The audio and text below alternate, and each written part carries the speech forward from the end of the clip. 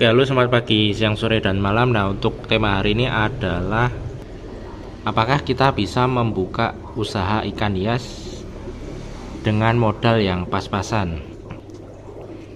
Nah, jawabannya itu adalah bisa, tetapi dengan catatan ya. Nah, jadi mungkin kalau yang modalnya besar kan gampang aja, bisa langsung membuka usaha dengan menggelontorkan dana yang besar ya, jadi tidak akan masalah. Tetapi untuk yang modalnya pas-pasan itu tentunya kita harus berpikir ratusan kali bahkan ribuan kali untuk membuka usaha ikan hias ya, karena kan ikan hias itu kan termasuk kebutuhan tersier ya, otomatis bukan utama, bukan kebutuhan utama, hanya kebutuhan hobi. Jadi kalau ekonomi di suatu daerah itu makmur, maksudnya penduduk di suatu daerah itu hidupnya makmur dan kecukupan, otomatis mereka akan mengalihkan uangnya atau dananya atau penghasilannya itu untuk kebutuhan hobi. Salah satunya adalah kebutuhan ikan hias ya. Nah, otomatis untuk membuka usaha ikan hias itu kita harus berpikir juga, jangan gegabah,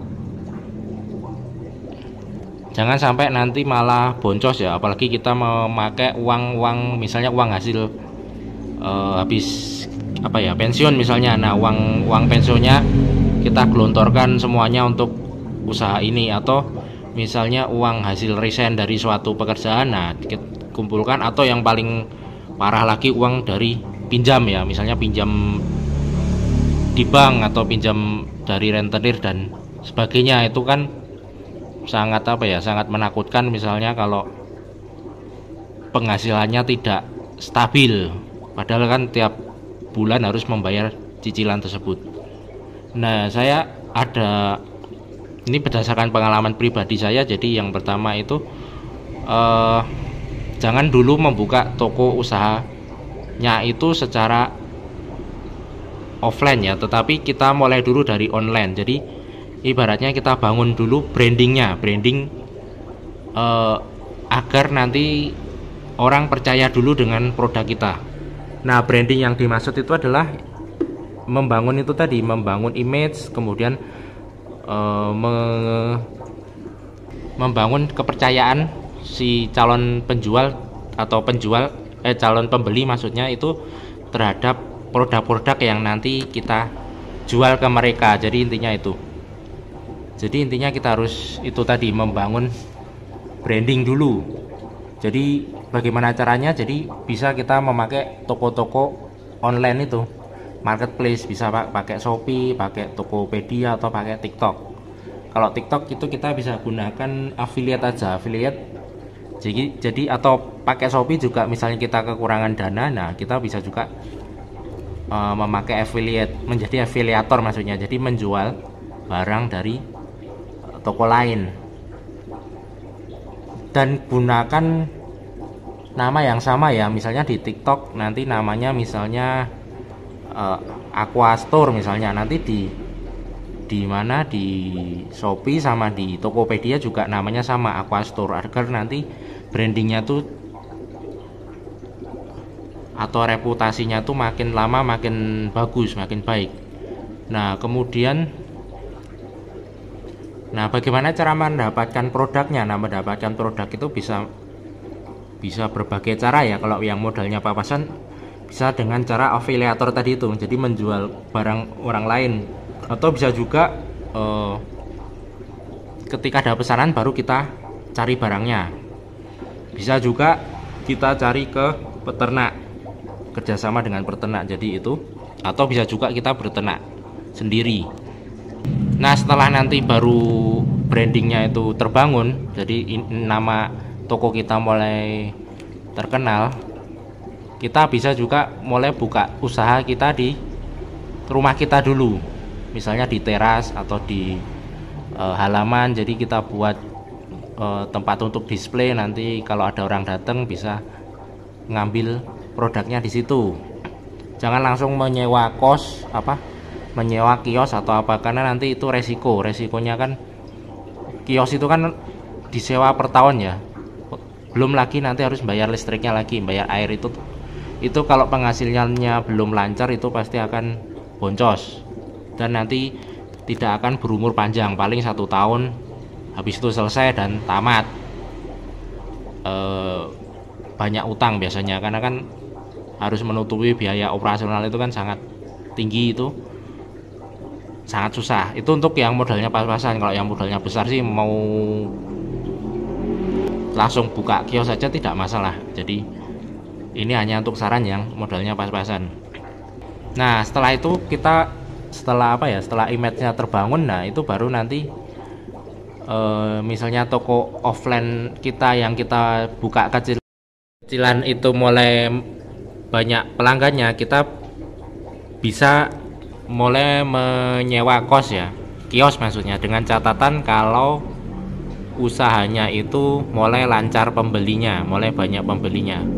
Kalau misalnya belum, itu jangan dulu karena nanti akan berakhir cepat itu. Paling kalau nyewa-nyewa gitu tidak sampai 1 tahun sudah tutup.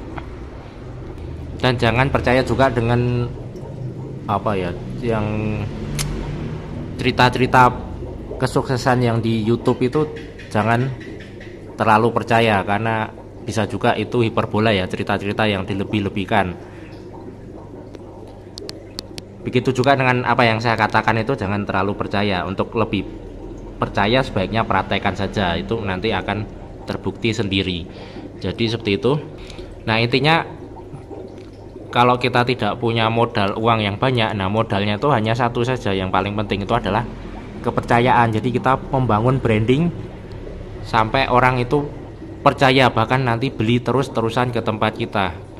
Jadi jangan sekali-kali mencoba untuk menjual produk-produk yang misalnya ikannya sakit, kalau misalnya ikannya ada kekurangan, kita bilang oh ini ikannya gini-gini, jadi kita kasih tahu. Kalau misalnya ikannya sakit, kita kasih tahu aja. Kemudian kalau kualitasnya jelek, kita kasih tahu. Jangan sampai nanti pembeli itu kecewa. Memang sih kalau kita nipu-nipu gitu, nanti uang yang kita dapat memang besar. Misalnya kita tipu-tipu, ikannya ini sakit ya, kita tetap jual. Nah harganya misalnya 100.000, nah kita dapat 100.000 tuh, kita untung banyak. Misalnya harga ikannya cuma 10.000, nah kita langsung jual ikan sakit itu seharga 100.000, nah kita untung. Tetapi itu hanya untung sekali itu saja, habis itu nanti si pembeli itu akan kapok dan tidak mau beli lagi. Beda kalau kita misalnya jujur, mungkin hari itu kita tidak dapat pemasukan, tetapi untuk hari-hari seterusnya si pembeli itu nanti dia akan terus-terusan membeli ke tempat kita. Jadi dia akan percaya dengan produk kita. Kalau orang bilang itu apa ya penghasilannya tuh rutin, biarpun sedikit tapi rutin, daripada sekali banyak tapi habis itu tidak ada sama sekali. Nah yang paling susah menurutku itu adalah itu tadi, membangun branding itu bisa sampai berbulan-bulan. Misalnya jualan di TikTok itu kan baru 1 atau 3 bulan itu baru ada yang beli, itu sangat lama itu. Makanya tuh jangan, tapi itu mending daripada nanti kita langsung membuka kios. Kalau membuka atau jualan di online itu kan, misalnya di Tokopedia atau di Shopee itu kan tidak dihitung biaya sewa ya. Kalau barangnya laku baru nanti dipotong untuk uang admin. Memang sih komisinya agak uang adminnya itu, biaya adminnya itu agak besar untuk sekarang ini. Tetapi itu lebih mending daripada kita langsung buka toko online, toko offline. Misalnya 1 bulan itu tidak dapat pemasukan, ya tetap saja nanti ditarik uangnya kan untuk biaya sewa 1 bulan itu. Jadi kenapa saya sarankan untuk membuka toko online dulu, karena itu tadi lebih meminimalisir resiko.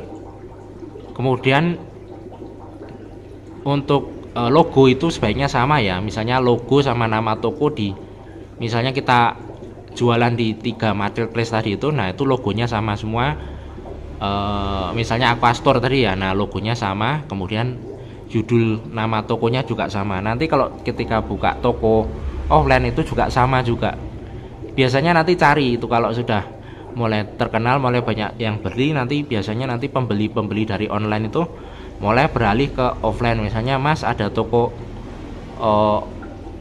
offline-nya tidak, Kak ada toko offline-nya tidak, saya mau ke sana. Nah pasti nanti orang-orang yang tadinya pelanggan kita yang dari online itu akan berpindah ke offline. Nah oleh sebab itu kan saya bilang tadi, kita bisa pakai teras rumah atau halaman rumah untuk display produk kita tersebut. Nanti kalau misalnya sudah mantep, sudah wah ini memang jalan ninja saya, nah mulai buka toko offline tersebut.